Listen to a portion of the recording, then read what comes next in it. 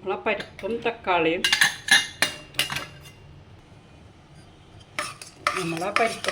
നന്നായി വെന്ത് വന്നിട്ടുണ്ട്. അപ്പോൾ നമ്മൾ പരിപ്പ് കഴുകി വൃത്തിയാക്കി 3 തക്കാളി, പകുതി സബോള, 2 പച്ചമുളക്, കറിവേപ്പില, പുളി ചേർക്കാനായിട്ട് പുളിക്ക് പകരം ഞാൻ ചെയ്തത് ഒരു അല്ലി കുടംപുളി, ഒരു ചുളയില്ല അതിൻ്റെ പകുതി കുടംപുളി ചേർത്തതാണ്. പിന്നെ നമുക്ക് അതിലേക്ക് നാളികേരപ്പാലാണ് ചേർക്കുന്നത്. തേങ്ങാപ്പാൽ ചേർത്ത് കൊടുക്കാം.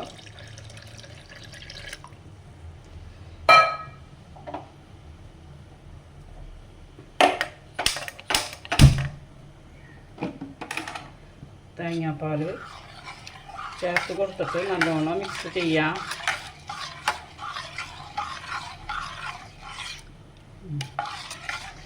പരിപ്പും തക്കാളിയും തേങ്ങ അരച്ച കറി എല്ലാവർക്കും ഇഷ്ടമാണ്. എല്ലാവരും നാളികേരം അരയ്ക്കുക. ഞാൻ നാളികേരപ്പാലില്ല, പരിപ്പിൽ എന്ത് കഷ്ണമിട്ട് വയ്ക്കായാലും അത് തേങ്ങാപ്പാലിലാണ് ചേർക്കുക. അപ്പോൾ അതിനൊരു പ്രത്യേക രുചിയാണ്. അപ്പോൾ ഇതൊന്ന് തിളച്ച് വരുമ്പോൾ നമുക്ക് കാച്ചിയെടുക്കാം.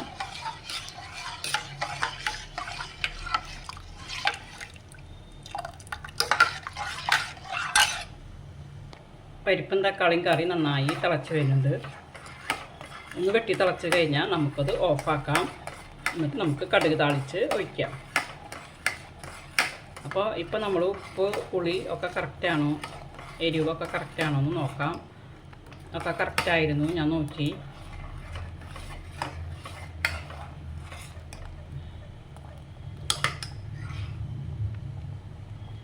ഇനി നമുക്ക് കടുക് താളിക്കാം.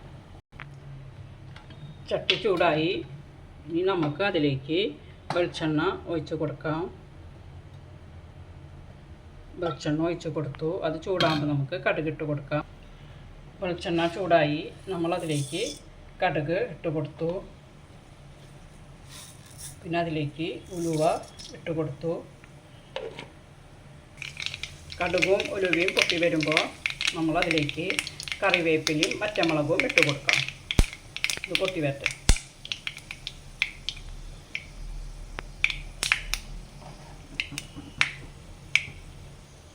പൊട്ടി വന്നു. ഇനി നമുക്ക് കറിവേപ്പില പച്ചമുളക് ഇട്ട് കൊടുക്കാം.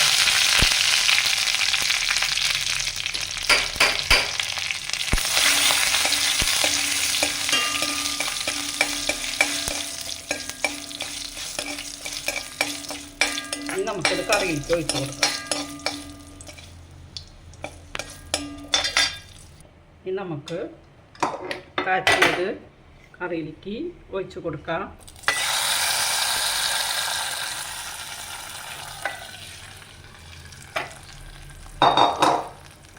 അങ്ങനെ നമ്മൾ പരിപ്പും തക്കാളിയും കറി റെഡി ആയിട്ടുണ്ട്.